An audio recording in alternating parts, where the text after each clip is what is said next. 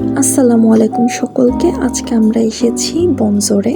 এটি জিসির মোড়ে অবস্থিত গোল্ডেন প্লাজার লিফটের 2-এ। আমরা এখানে উইদাউট বুকিং এসেছিলাম, তাই আমাদের কিছুক্ষণ ওয়েট করতে হচ্ছিল। পরবর্তীতে আমাদের জন্য একটি টেবিল স্লট দেওয়া হলো।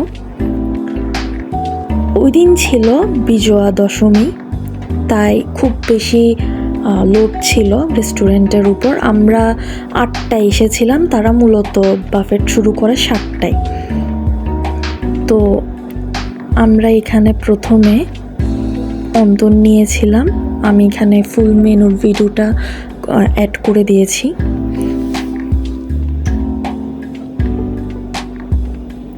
সালাদের মধ্যে হরেক রকমের সালাদ ছিল, কিন্তু আমি সালাদ অলওয়েজ প্রেফার করি ক্যাশনাট এবং চিকেন সালাদ।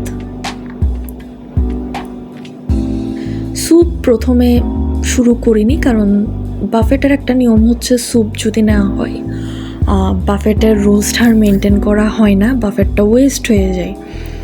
তাই অল্প একটু রাইস নিয়ে বিভিন্ন আইটেম ট্রাই করার একটা চেষ্টা ছিল।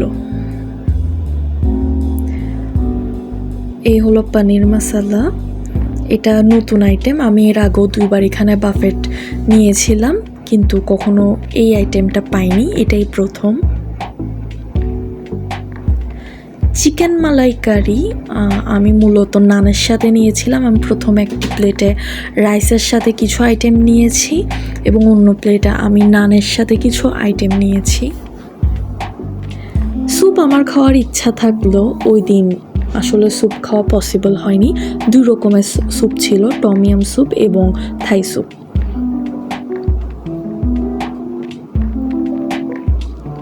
ফিশ আইটেম খুব কম ছিল, মাত্র 2টা ছিল। প্রথমত এটা আপনারা দেখতে পাচ্ছেন, এবং দ্বিতীয়ত প্রন মশলা, এবং সেই সাথে রেড স্ন্যাপার। রেড স্ন্যাপারের টেস্ট খুবই বাজে ছিল। নতুনত্ব হিসেবে ক্র্যাব মশলাও ছিল। 2 রকমের বিফ ছিল, রোস্টেড বিফ এবং বিফ ভুনা। এটা আমার প্লেট। পনির মশলাটা হয়তো অনেকের অ্যালার্জি থাকতে পারে, পনির মশলাটা ভালো ছিল এটা বলতে পারি প্রথম প্লেটের মধ্যে। সেই সাথে প্রন মশলাটা এবং ফ্রাইড চিকেন। আপনারা চেষ্টা করবেন রাইস কম নিতে, যেন আপনারা বাকি আইটেমে ফোকাস করতে পারেন। আমি প্রন খুব বেশি নিয়েছি, সেই সাথে মিক্সড ভেজিটেবলও, কারণ এই দুটো আমার বরাবরের মতো প্রিয় আইটেম।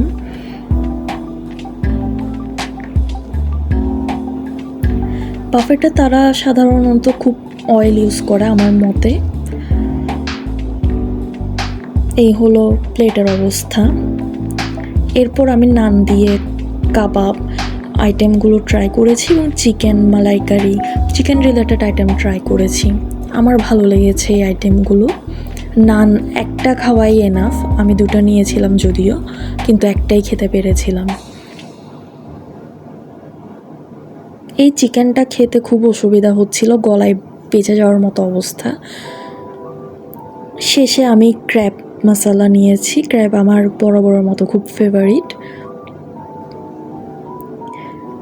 ক্র্যাবে মাংস ছিল ভালোই এবং খুব অয়েলি ছিল এবং মশলাদার ছিল। শেষে হচ্ছে ডেজার্ট আইটেম।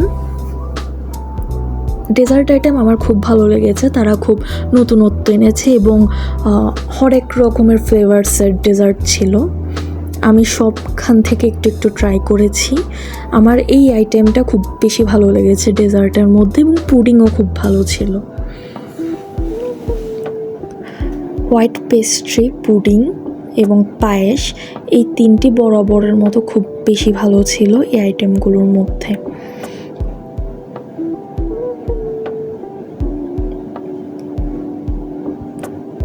আমি সবখান থেকে ডেজার্ট ট্রাই করার একটা উইশ রাখছি বাফেটে, কেননা বাফেট প্রাইসের সাথে সামঞ্জস্য রাখার জন্য আপনি যদি ডেজার্ট আইটেম বেশি নিতে পারেন এবং প্রন বা বিফ টাইপের আইটেম যদি নিতে পারেন তাহলে ভালো।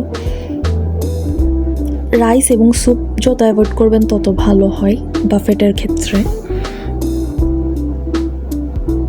পুডিং 2 ধরনের ছিল, এই 2 ধরনের পুডিংই আমার খুব ভালো লেগেছে এবং এই 2টা হাইলি রিকমেন্ডেড। পেস্ট্রির মধ্যে রেড ভেলভেট ছাড়া হোয়াইট পেস্ট্রিটা এবং আরেকটা চকলেট পেস্ট্রি ছিল, এই দুটো আমার ভালো লেগেছে। এটা একান্তই পার্সোনাল ওপিনিয়ন থেকে শেয়ার করা। ডেজার্টের ক্ষেত্রে একটা কমপ্লেন আছে, সেটা হচ্ছে খুব বেশি হুইপড ক্রিমের ব্যবহার।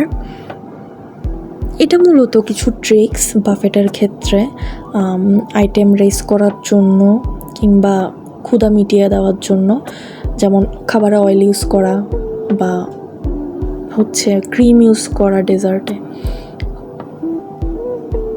এই হলো প্লেটের অবস্থা। এখানে আমি ক্রিমগুলো অ্যাভয়েড করেছি। এতগুলো ক্রিম ছিল আমার প্রত্যেকটা ডেজার্ট থেকে অল ওভার। তো বাফেটের ক্ষেত্রে তারা 1400 টাকা নিয়েছে পার পারসন। সেই সাথে তারা 1.5 লিটারের একটা বোতল এবং ড্রিঙ্কস অফার করেছে, 1 গ্লাস করে ড্রিঙ্কসে পেপসি, মিরিন্ডা বা ফান্টা এবং ডিউ, এইগুলোই ছিল। এই হলো আইসক্রিম আইটেম। আইসক্রিমের মধ্যে চকলেট, ম্যাঙ্গো, স্ট্রবেরি এবং ভ্যানিলা ছিল।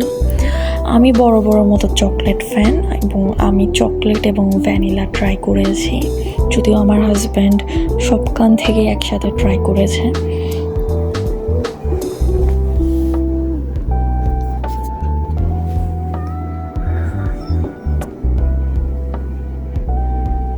আমার ইচ্ছা ছিল শেষে স্যুপ ট্রাই করার, সব ট্রাই করার পরে, কিন্তু তার হয়ে উঠল না। মানুষেরও ভিড় যথেষ্ট ছিল এবং রাতও ভালোই হচ্ছিল।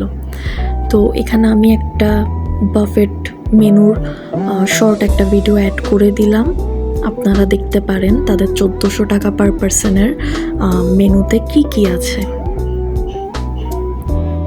এবং বেটার হয় আপনারা যদি আগে থেকে বুকিং দিয়ে যান, আপনারা বাফেট মেনুর কাছাকাছি সিট পেতে পারবেন। আমরা অপোজিট সাইডের সিট পেয়েছিলাম কারণ আমরা বুকিং দিয়ে যাইনি। সো ভালো থাকবেন, আজ এই পর্যন্তই, এবং সাবস্ক্রাইব করে পাশে থাকবেন। আপনার মূল্যবান মতামত জানাবেন অবশ্যই। আসসালামু আলাইকুম।